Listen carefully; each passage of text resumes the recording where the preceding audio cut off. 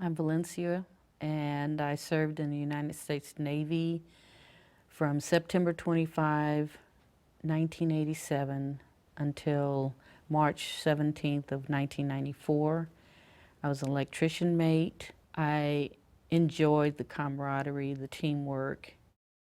Hurricane Hugo was a very traumatic experience for me. It was just that, I felt so helpless and hopeless.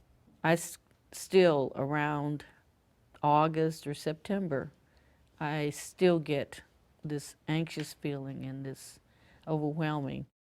The next year, I would just fly off the handle, just, it was like I was just on pins and needles.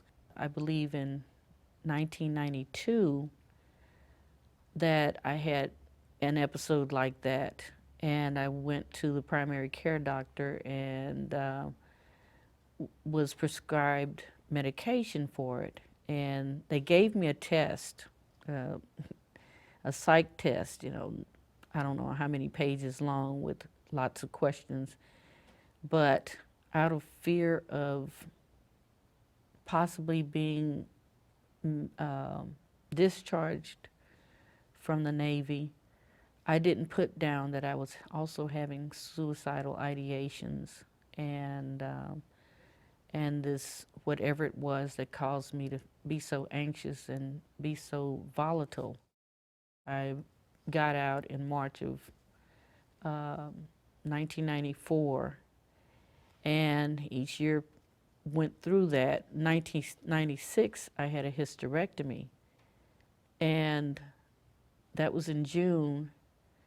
And in August, September, I'm going through this again, and I'm telling, I tell the people, hey, this isn't PMS. That's what I was diagnosed with in the Navy, but this isn't PMS because I no longer have a womb or anything, nothing to create that hormonal fluctuation. I finally went to see someone down in Waco. Waco was our VA regional office. Hurricane Hugo is still fresh in my mind, and I'm talking about it and crying. I was just uncontrollably crying, just the thought of it and having to talk about it. Um, and even my husband was, vouching for me as well. And they changed the diagnosis to anxiety disorder. In 2005, I was diagnosed with breast cancer, and subsequently, I had surgeries and then chemotherapy. The chemotherapy caused cognitive dysfunction. It was really, really bad. Trying to hold conversations with people, I'd lose track of what I was saying and forget what I was talking about.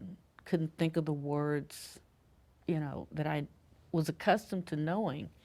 And so that caused me to become depressed. I just didn't want to be here anymore. I said, nothing's really alive, all these negative thoughts going through my head constantly. And, I can't take that anymore. And I had decided I was either going to my mom's and dad's house, which was on the way to the VA hospital, or I was going to the VA hospital. And I passed the street to get off where they are, and ended up just getting off at the next one and knew I had to take myself and tell them, I need help. And while I was in the hospital, I was in the hospital almost a month.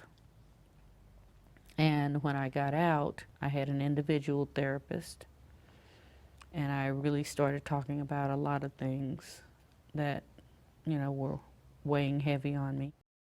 I feel that it helps me to be in a place where I'm hearing about other people.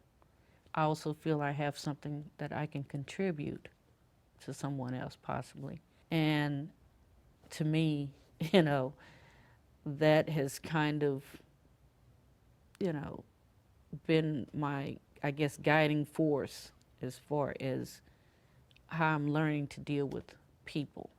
and having relationships that are good relationships that work.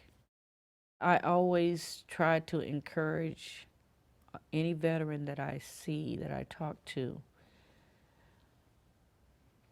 please go and apply for your benefits so you can get what you have worked so hard for. You owe it to yourself.